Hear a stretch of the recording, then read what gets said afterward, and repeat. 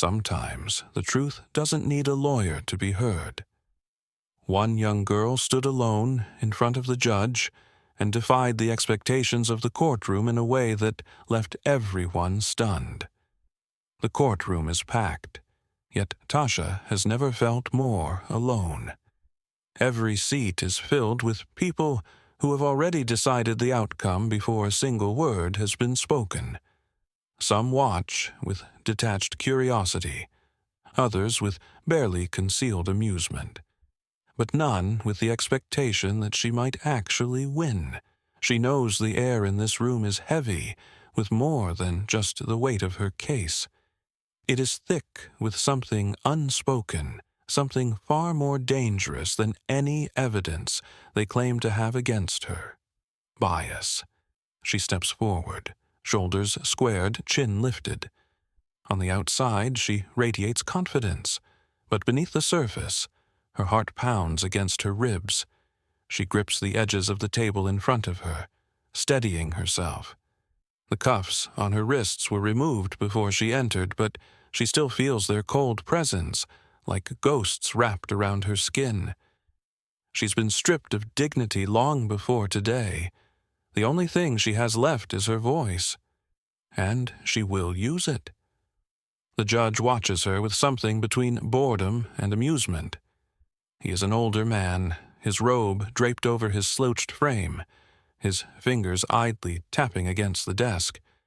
To him, this is nothing more than a formality, a show he has seen before and one whose ending never changes. His lips curl into a smirk. "So, let me get this straight," he drawls, his voice dripping with condescension. "You are representing yourself?" Tasha nods. "That's right." The judge lets out a low chuckle, shaking his head. "Bold, foolish, but bold." He leans forward slightly, as if examining a rare creature. "You do understand the severity of this case, don't you? The consequences of a guilty verdict." Tasha does not waver. "I understand that I didn't do what they're accusing me of." A murmur spreads through the audience, a wave of quiet disbelief. She is supposed to shrink. She's supposed to falter. That is how these things go. But she doesn't. The prosecutor, a middle-aged man with a stiff posture and cold eyes, clears his throat. "Your Honor, I believe we should proceed. There is strong evidence against—" The judge lifts a hand, silencing him. He is not finished playing with his food. His gaze returns to Tasha, studying her as if she is a child lost in a world too big for her. "Tell me, Miss Williams," he says, his tone shifting into something almost mocking.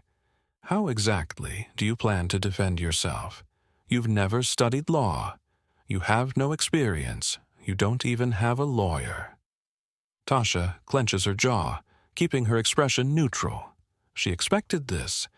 She just did not expect what came next. The judge leans back in his chair, a smug smirk creeping onto his face. "You can't afford justice," he quips, and the words slice through the air like a blade. A burst of laughter ripples through the audience, a cruel, hollow sound that settles deep in Tasha's chest. She grips the table tighter, her knuckles white. The room is not laughing with her. They are laughing at her. Her eyes flicker toward the jury, a group of strangers who hold her fate in their hands. Some avoid her gaze. Others look at her with something unreadable. She wonders how many of them have already decided she is guilty simply because of the color of her skin. But she refuses to shrink. Tasha exhales slowly, forcing the burn in her throat to cool. She's standing in a courtroom where justice is a privilege, not a right.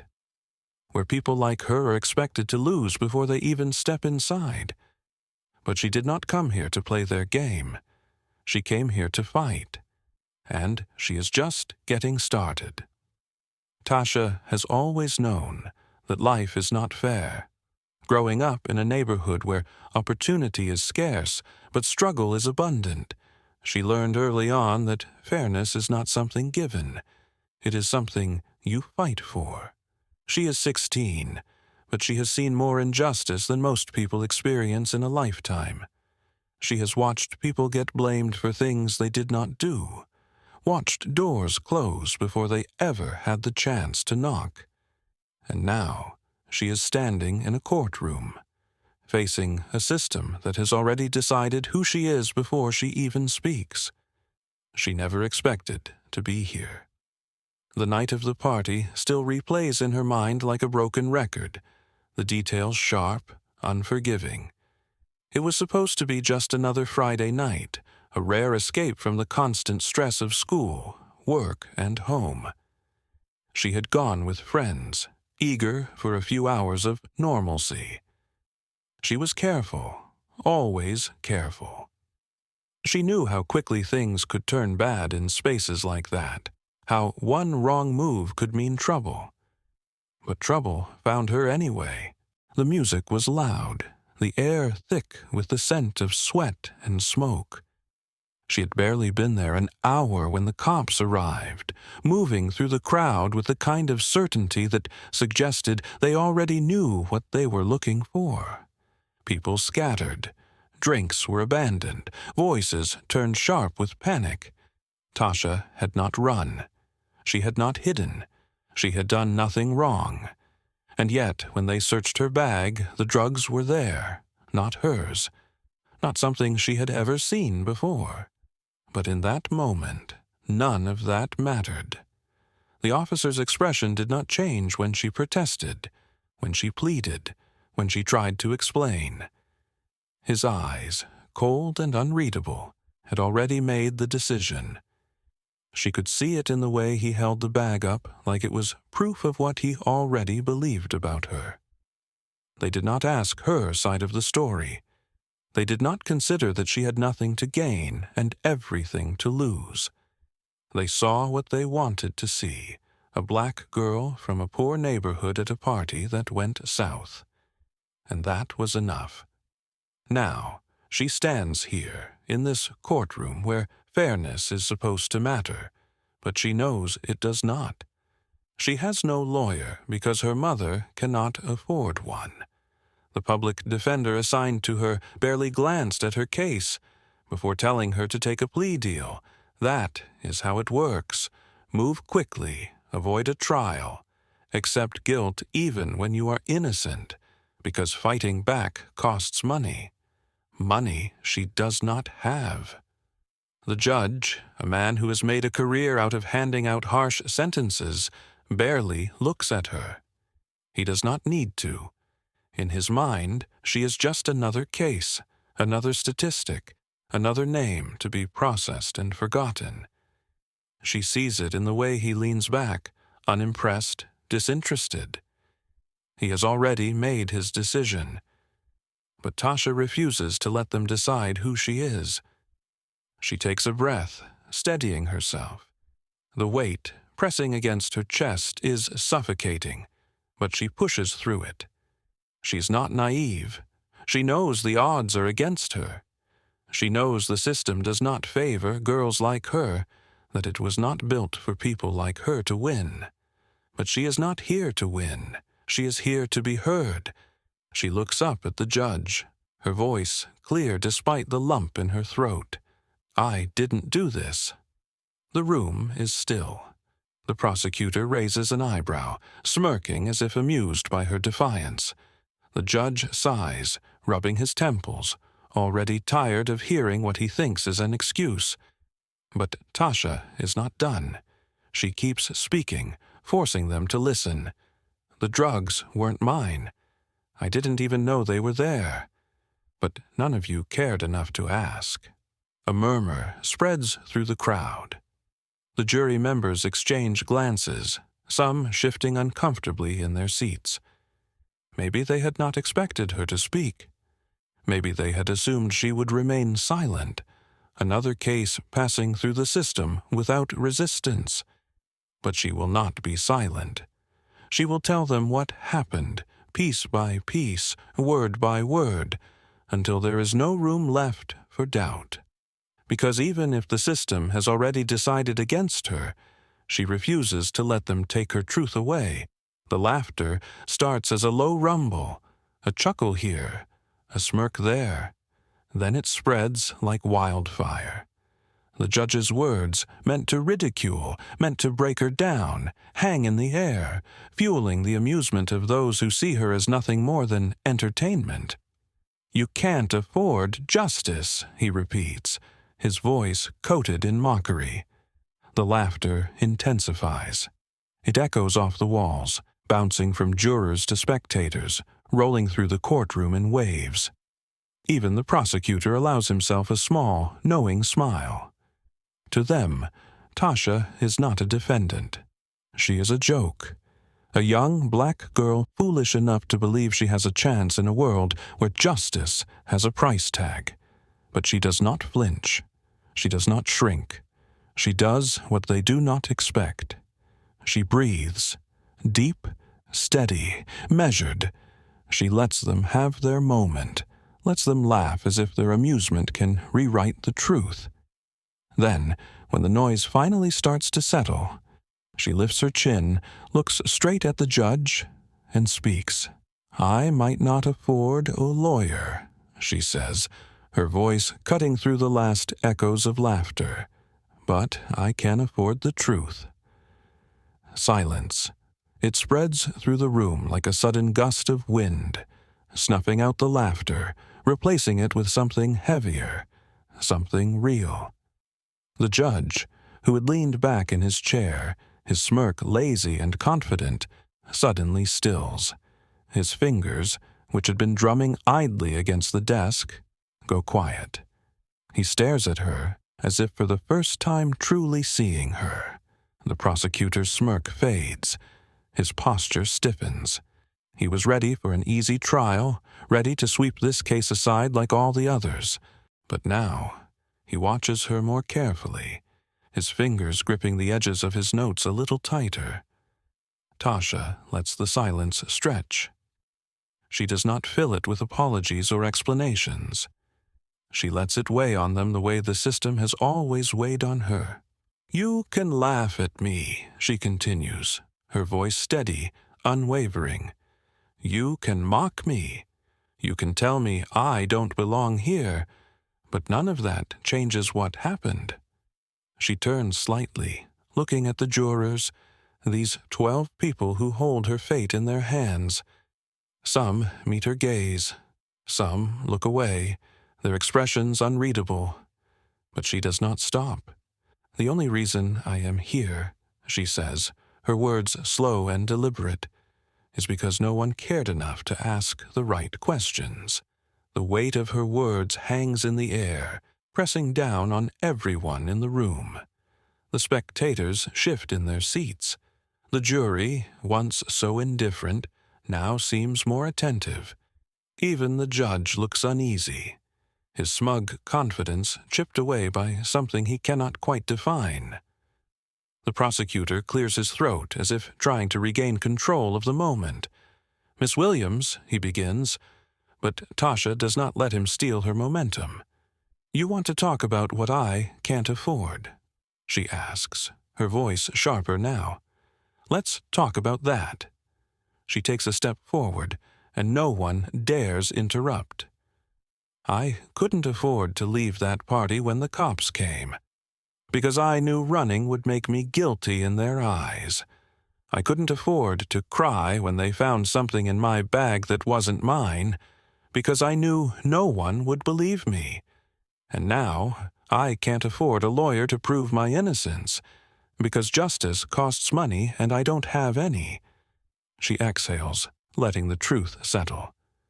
"But do you know what I can afford?" she says, her voice softer now but no less powerful. "I can afford to stand here and tell you the truth, even when you don't want to hear it." The judge shifts in his seat, his gaze flickering downward for the briefest moment. The prosecutor no longer looks smug. The jury no longer looks indifferent. The courtroom is no longer a place of mockery. Tasha has turned the tide. She has done something none of them expected. She has made them listen. The air in the courtroom has changed. The laughter, once loud and cruel, has long faded. In its place is something heavier, something more difficult to ignore.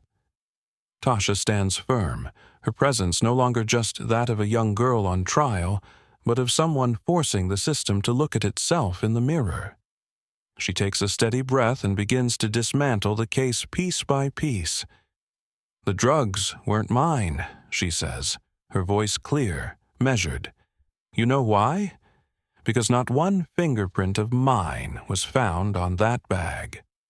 The prosecutor stiffens, flipping through his notes, but Tasha does not give him time to recover.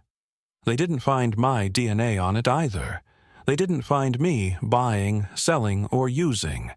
They found me standing in a room at a party I was invited to, and that was enough." She turns to the jury, watching as they shift uncomfortably in their seats. The weight of her words is undeniable. She can see the uncertainty creeping into their expressions, the doubt forming where there was once confidence in her guilt. "They assumed it was mine because I was there," she continues. "They assumed it was mine because I don't have a rich lawyer to fight for me. They assumed it was mine because people like me don't get the benefit of the doubt." She glances at the judge, and for the first time, he is not leaning back in amusement. His fingers tighten around the gavel, his once smug confidence replaced with something unreadable. Tasha presses forward. "The officer who arrested me never asked a single person if they saw me with those drugs. He never checked to see if they belonged to someone else. He didn't care, because to him, I was guilty the second he looked at me." The prosecutor clears his throat. "Miss Williams, let's—" "No!" Tasha cuts him off, her voice steady but firm. "Let's not pretend this case was ever about facts. Let's not pretend I was ever given a fair chance." She exhales slowly, gathering herself before delivering the final blow. "The law says innocent until proven guilty, but that's not true, is it?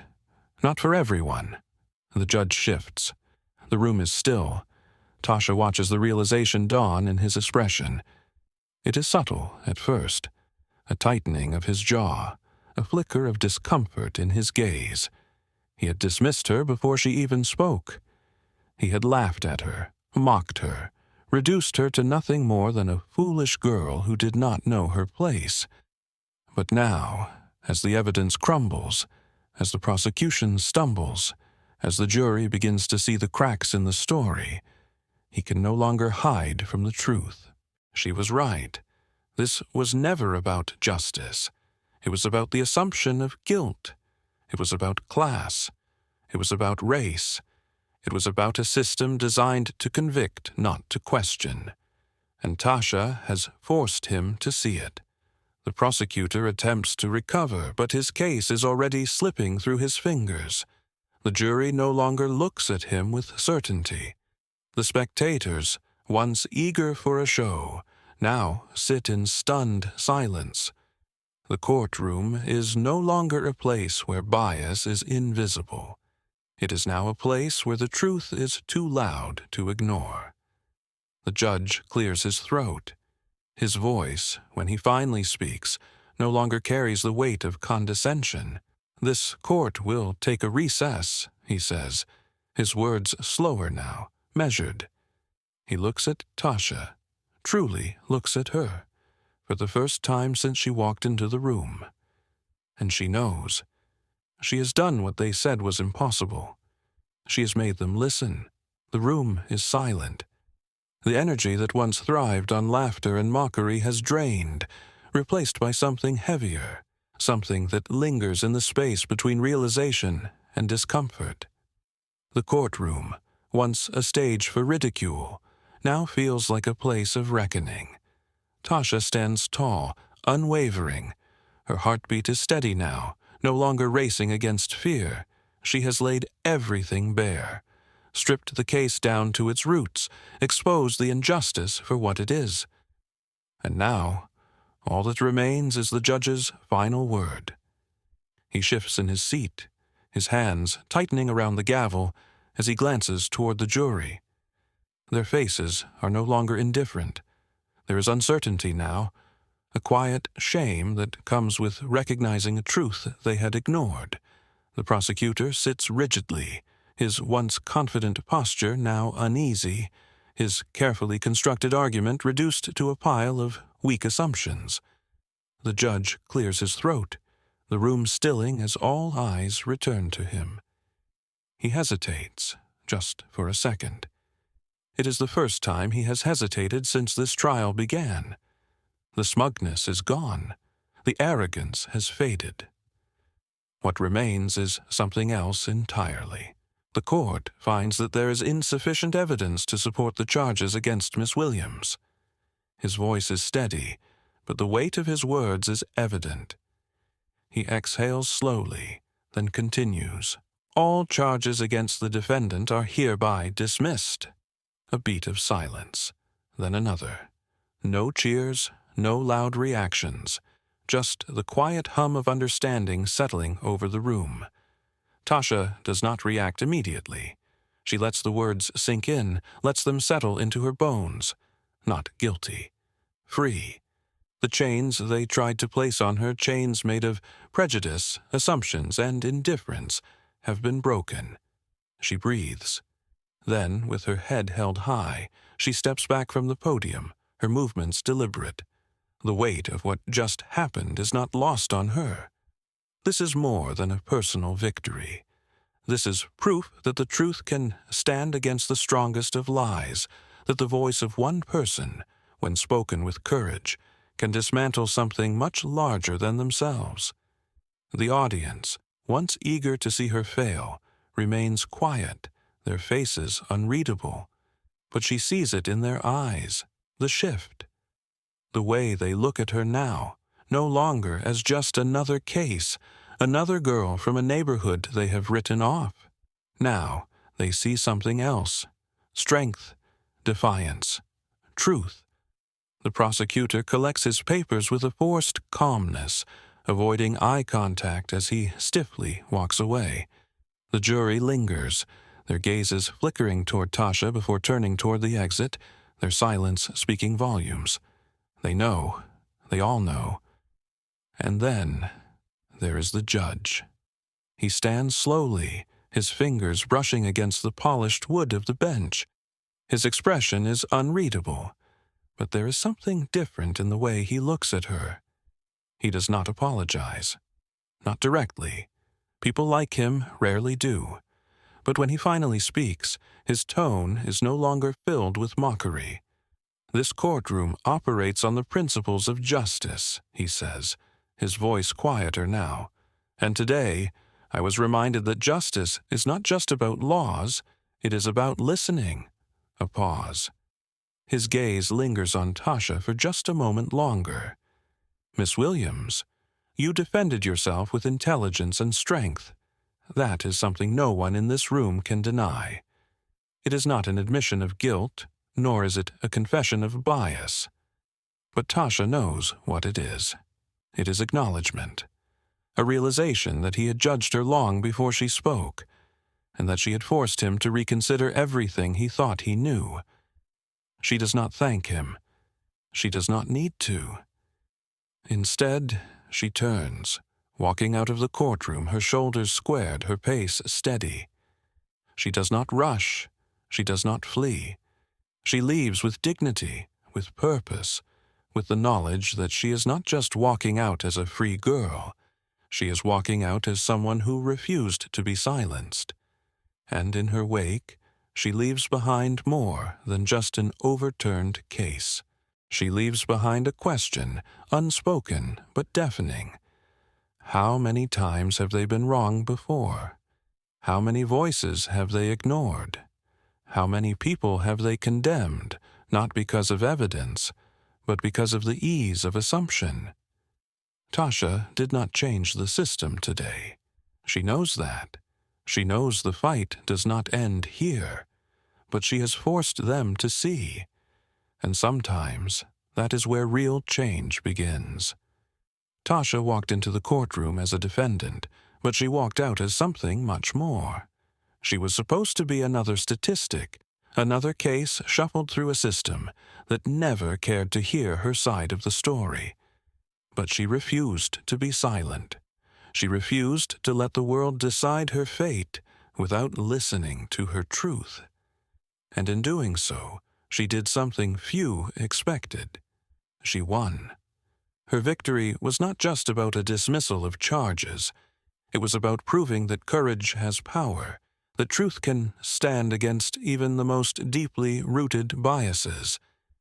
She walked into that courtroom alone, with no lawyer, no wealth, no resources to shield her from the weight of an unjust system. All she had was her voice, and that voice turned the tide of a case that was never meant to be fair. The judge, who once mocked her, was forced to reconsider his assumptions. The jury, who barely looked at her before, left the room with the weight of their misjudgment resting heavily on their shoulders.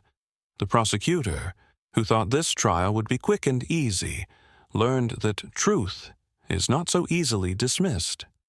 But Tasha's fight was never just about her. Her story is one of countless others, of people falsely accused, of systems built to punish rather than to seek the truth, of assumptions made before facts are even considered. She exposed something larger than herself. The people in that courtroom were not just witnesses to a case. They were witnesses to the reality that so many refuse to acknowledge. This is the power of speaking up. Tasha's story reminds us that the world does not change when people stay silent. It changes when voices rise, when truths are spoken, when those who are expected to bow their heads choose instead to stand tall. But the bigger question remains: how many Tashas have there been before? How many have been silenced? How many have been judged unfairly and never had the chance to prove their innocence? This is not just a story of one girl's victory. It is a lesson in how the truth, when spoken with courage, can unravel even the most rigid of systems. It is proof that no matter your age, your race, or your status, your voice matters. It has the power to make people listen. It has the power to change lives. And it has the power to change the world.